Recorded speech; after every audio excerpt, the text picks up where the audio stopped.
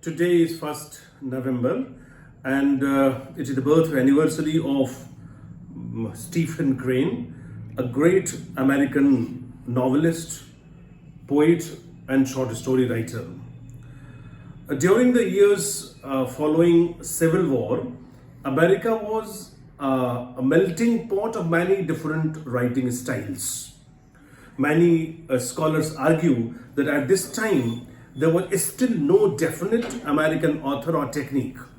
Up to this point, authors in America simply copied techniques that were popular in regions of Europe. Stephen Crane came onto the scene with a very different approach to many of the contemporaries. He was a realist, and being such, he described actions in a true, unadorned way that portrayed situations in the manner that they actually occurred. Prolific throughout his short life, he had a very short span of life, he wrote notable works in the realistic tradition as well as in the tradition of American naturalism and impressionism.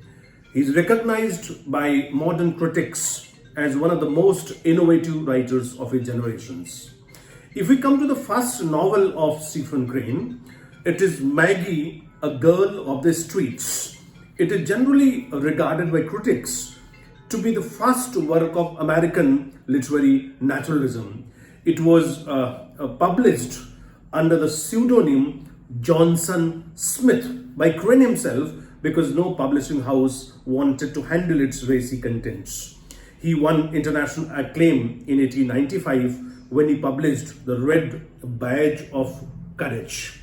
It's quite interesting that though he never fought battle himself, but he gave the scenes of battle and war very realistically, and he was highly appreciated by the critics.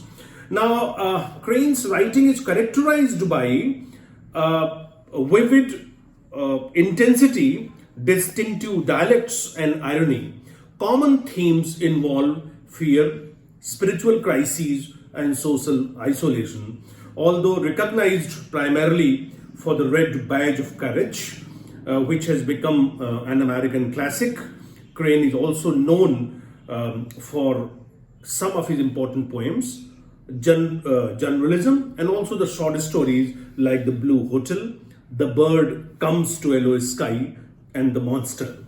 His writing made a deep impact, especially on Ernest Hemingway, and also he inspired modernists and the images of 20th century. So on this occasion, my humble tribute to Stephen Crane for his contributions to the field of literature.